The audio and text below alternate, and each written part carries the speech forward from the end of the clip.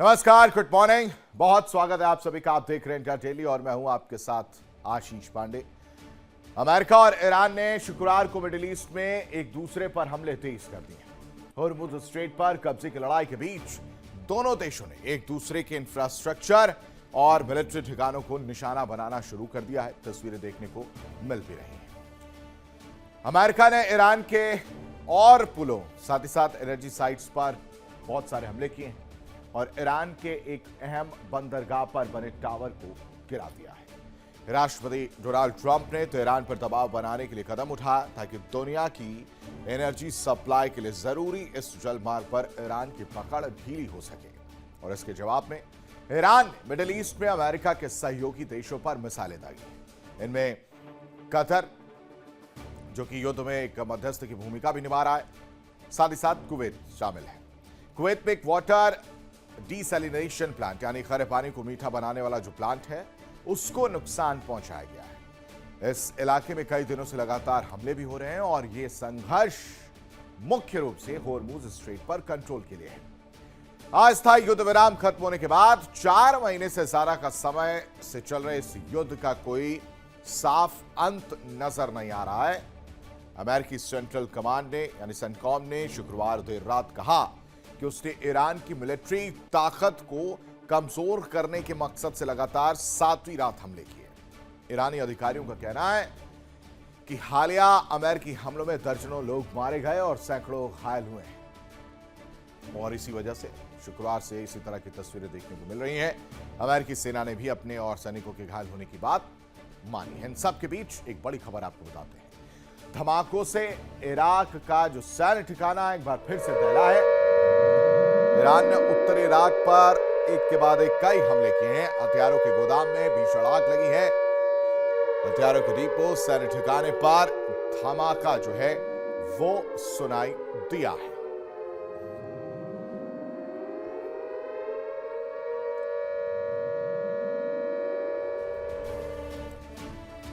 धमाकों से इराक का सैन्य ठिकाना दहला है। ईरान ने उत्तरी इराक पर कई हमले किए हैं और इसकी वजह से गोदाम में भीषण आग भी लगी। हथियारों के डिपो, सैन्य ठिकानों पर भी धमाका देखने को मिला। अमेरिका ईरान का यह युद्ध अब लंबा खिंचता हुआ नजर आ रहा है।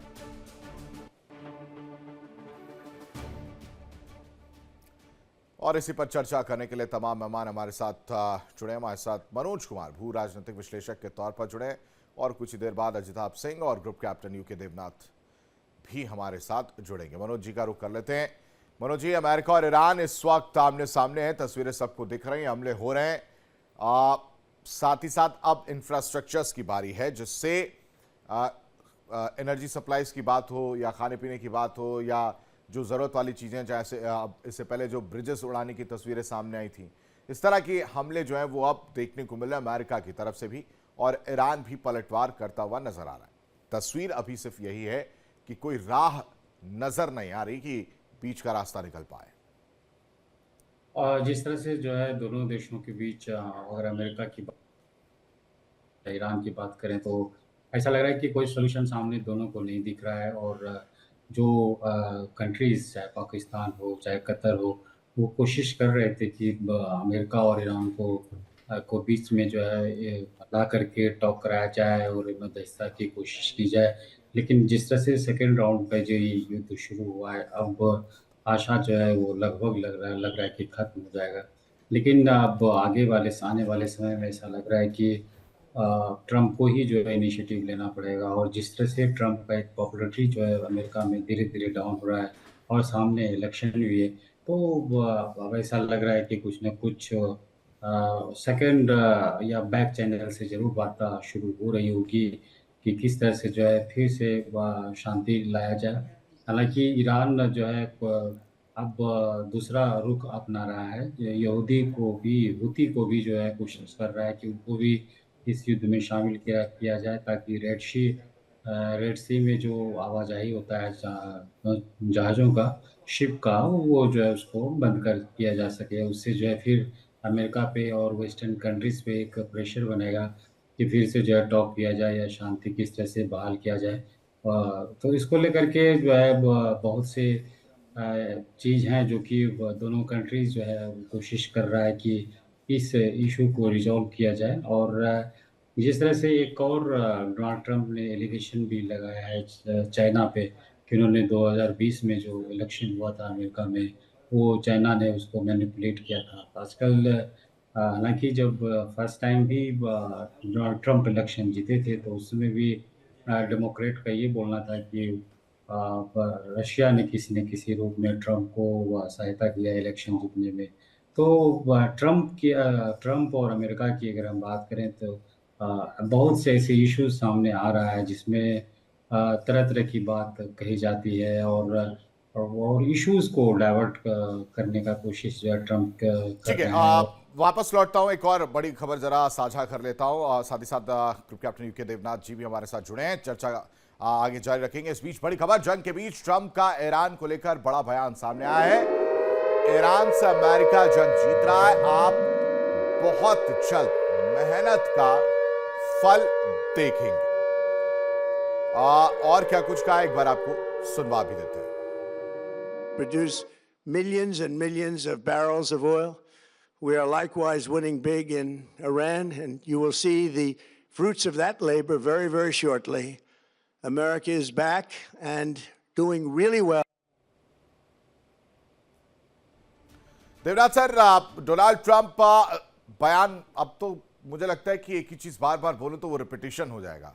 बयान तो दे ही रहे हैं, हम आपसे लगातार पिछले कई महीनों से चर्चा कर भी रहे। ये जंग हार जीत की ना दिखकर अपने अपने ईगो की सेटिस्फाई करने के हिसाब से नजर आ रही है। इसमें जीत क्या मतलब हासिल क्या हो रहा है? हाँ आशीष, हो ये रहा है कि इस जंग को डोनाल्ड ट्रंप ने जिस उद्देश्य से चालू किया वो बार बार अपना उद्देश्य बदलते रहते हैं। फिलहाल शायद वो अमेरिका की जो आवाम है उनको इलेक्शन के लिए तैयार कर रहे हैं और अपने जो रिपब्लिकन पार्टी के सपोर्टर्स हैं उनको कन्विंस करने की कोशिश कर रहे हैं कि वो बहुत सक्सेसफुल लीडर रहे हैं। इस जंग में फिलहाल अमेरिका ने क्या जीता? अगर हम देखें शुरुआती दौर में क्या वो सत्ता का परिवर्तन कर पाए? नहीं। क्या ईरान के कच्चे तेल का व्यापार उनके हाथ में आ गया? नहीं। क्या ईरान ने घुटने टेक दिए और कहा कि न्यूक्लियर बॉम्ब नहीं बनाएगा? नहीं। क्या ईरान ने 400 किलो यूरेनियम अमेरिका को सौंप दिया? नहीं।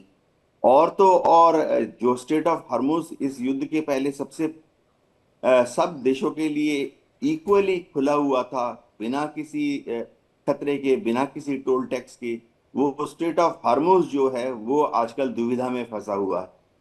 तो असल में डोनाल्ड ट्रंप ने जीता क्या? हाँ, क्योंकि बिजनेसमैन है, ये मानना पड़ेगा कि इस युद्ध के चलते अमेरिका का ऑयल एक्सपोर्ट और गैस एक्सपोर्ट काफी इजाफा हुआ। अमेरिका की पौबारा इसलिए भी हो गई क्योंकि वेनेजुएला का जो ऑयल है वो अब प्रैक्टिकली अमेरिकन ऑयल बन चुका है। तो अमेरिका डिप्लोमेटिकली एंड पॉलिटिकली काफी गेन करता है क्योंकि दुनिया भर में कच्चे तेल का ज्यादा एक्सपोर्ट कर रहा है। वेनेजुएला के कंट्रोल ऑयल को भी अब वो कंट्रोल कर रहा है। हाँ, एक इनडायरेक्ट बेनिफिट ये हो गया कि युद्ध के चलते हुए दुनिया भर में कच्चे तेल की कीमत $70 से बढ़कर बीच में तो $110 प्रति बैरल हो गई थी। अभी भी कच्चे तेल की कीमत जो है युद्ध के पहले जो $70 प्रति बैरल थी, अभी भी वो $85 प्रति बैरल के आसपास मंडरा रही है। तो अमेरिका जो कच्चा तेल एक्सपोर्ट कर रहा था युद्ध के पहले, अमेरिकन ऑयल WTI इंडेक्स जो कि 70 के आसपास $70 प्रति बैरल के आसपास मंडरा रहा था 1 मार्च के पहले, अमेरिका को विंडफॉल हो गया। उसी तेल को पिछले कुछ महीनों से मार्च, अप्रैल, मई, जून, जुलाई अमेरिका जो है $80, $85, $90 प्रति बैरल बेचकर माला माल हो गया।